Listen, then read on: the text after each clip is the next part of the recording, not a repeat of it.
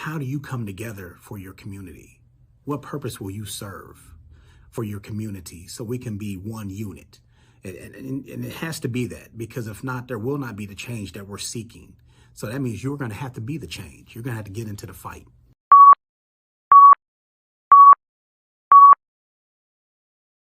Thank you so much for returning to Survivalist Tactics Speaking.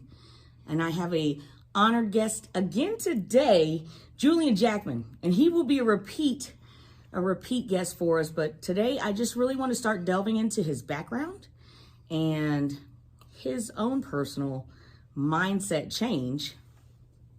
Julian, can you tell me a little bit about yourself and the Columbia community, how you grew up here? Just a little bit. Okay.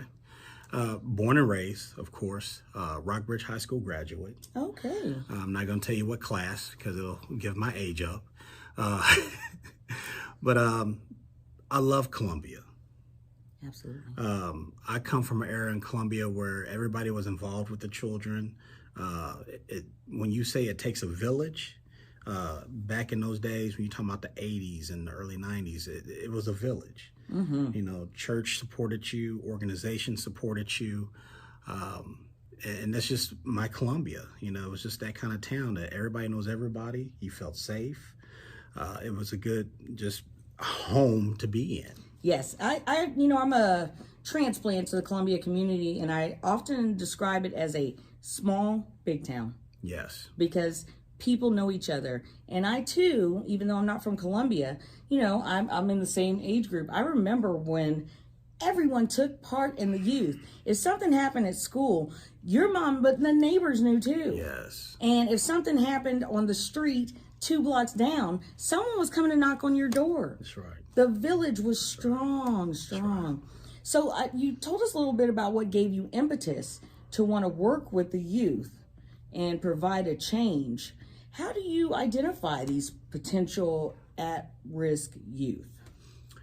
I know me.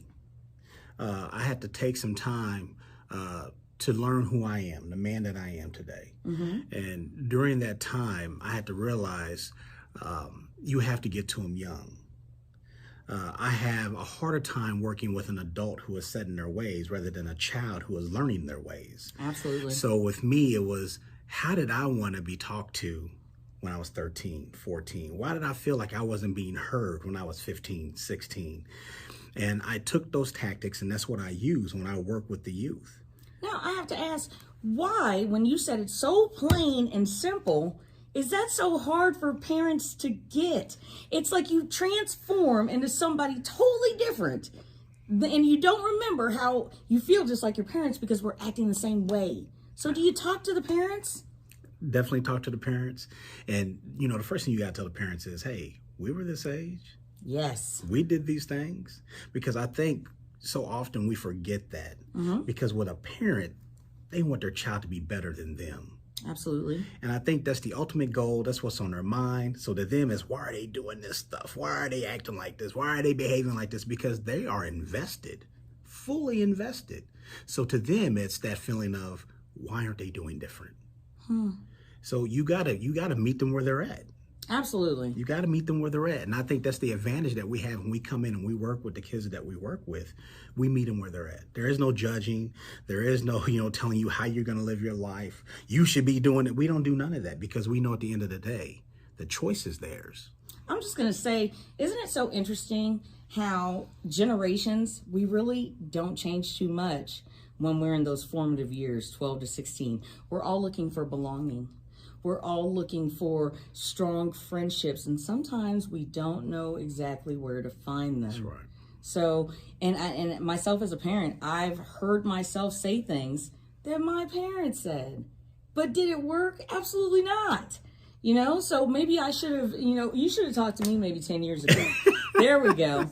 Now, you are doing some excellent things, and you've been doing them for a while. Let me tell you, I'm so super proud to have known you for the period of time that I have. No, I am. And I was so very honored and pleased when you said that you would come on the show.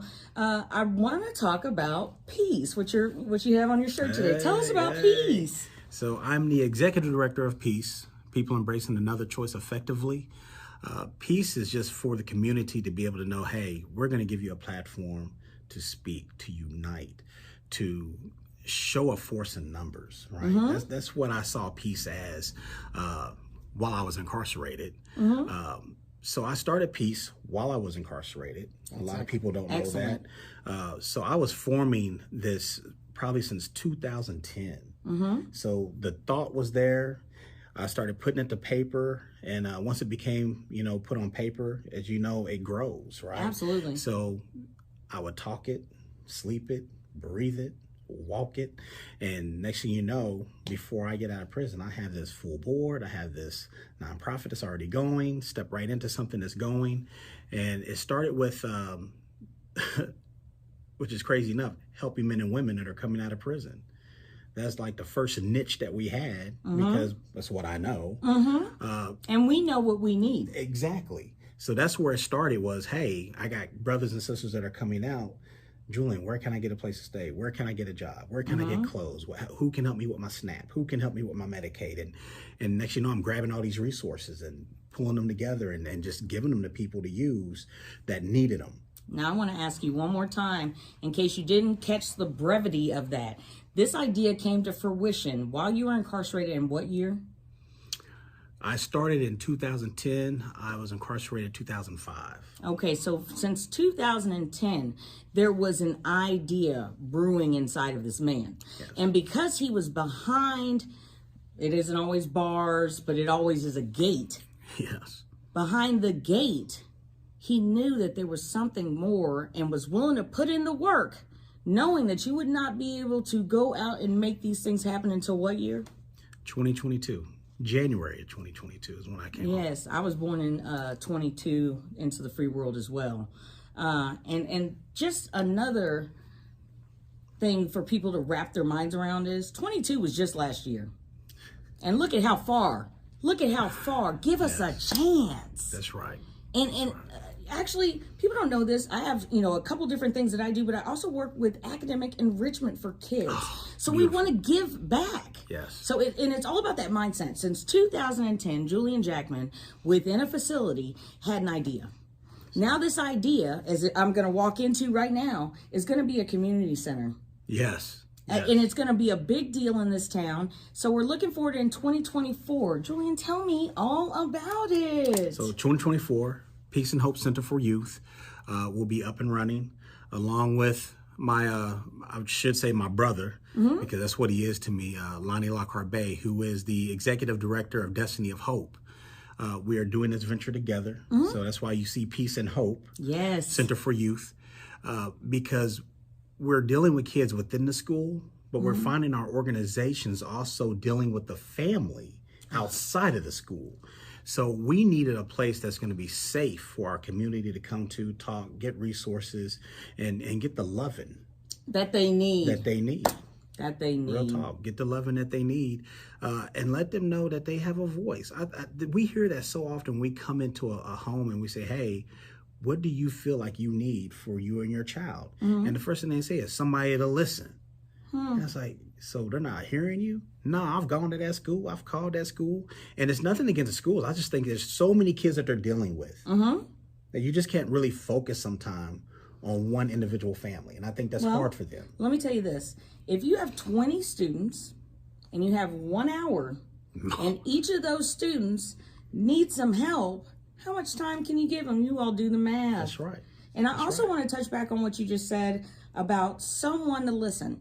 I know that when I was in these formative years, to have had an older person who had really been through it, to come and talk to me would have made a difference, because you could talk at someone all day long, but if you don't have shared experiences, that's right. If you don't have the type of eyes that, and seen the things they've seen or been able to survive them, they're not going to listen. That's right. Because how could you understand what I have going on when you've never been through it? Exactly. And I just want to touch too on hope, something we needed inside, peace, something we longed for. That's right. So you're giving that to the youth, and I'm so very pleased to even share in just this conversation, because these are conversations that in actuality need to be had all over the country. Yes.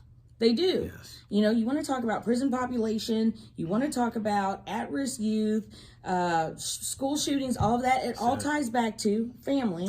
It all ties back to safe places and someone to listen. That's right. Okay, and so that's what we work on. Recidivism and school to prison pipeline. Absolutely. That's where our mindset is at, because we have to change that. So when you look at recidivism in Missouri, 43.7%. That's high. Oh, yeah. That's high. But I see why it's that high. Mm-hmm. I see how it is when you come home and you don't get the support that you're needing from the community. That's a whole nother show, Julian. I know it. I'm sorry. That's a whole nother show. Sorry. Don't be sorry, because the truth hurts. Yes. And it's coming. Yes. It's coming. There are people that are let down. Now, this should be the happiest time of your life. Yes. You get a new start. But you need a little. I used to always say this: give me a hand up. I don't need a handout. I don't need a hand. That's I'll right. work. I need a I hand will up. work. And you know what? I see the same exact thing in you, and you've been doing it since Yes. day one. So I didn't take no for an brother. answer. We didn't take no for an answer. Absolutely. And that's what it comes down to. Mm-hmm. Shut a door if you want. We'll kick it down. And that's what we were showing the community. We're not going nowhere. As you should. And I think that really sparked something in Columbia to say, man, these boys are for real. They're kicking down doors. They're starting new trends. Mm-hmm. And we're showing them that it can be done. Mm-hmm. Yes. And that's what we want to do, is show you that, hey, someone can have these circumstances, have change. Mm-hmm. Because for some reason, there isn't a belief in change when it comes to people that have been incarcerated. Yes. So we want to show them, no, this is possible. This Absolutely. is what it looks like. And we want to stop them from going down that same path. Yes. Yes. Use my experience, use my life as an example of, hey, you can overcome anything, but sometimes you don't have to fall down as low as we did. If it can stop, and you can stop it with the family, with the child, with the whole environment, get that village back together. Full court press. Absolutely. Now, what would you like for the viewers of Survivalist Tactics Speaking to take away from what they've heard today? There's been a lot. You got a lot to take away. I need Columbia as a community to start coming together. There needs to be unity here. People have heard me say it on the news. They've gone and seen me speak at different events. And the first thing I will tell you is it does take a village. Nobody can do this by themselves. No organization or church can do it by themselves. We are supposed to be united. We're supposed to be focusing on our community and focusing on our children. Our children are our future. So the biggest takeaway I want is, how do you come together for your community? What purpose will you serve for your community so we can be one unit? And it has to be that, because if not, there will not be the change that we're seeking. So that means you're going to have to be the change. You're going to have to get into the fight. Now, I'm going to expand that beyond Columbia for anyone that's listening. And that sounds like, to me, a challenge. Yes. So, thank you, Julian. I appreciate you. Will you come back and visit us? Yes, I will. I surely appreciate it. Let me tell you, there is a community outside and there's a community inside. And when that community comes outside of the facility, open us with open arms. Yes. Or excuse me, welcome us with open arms.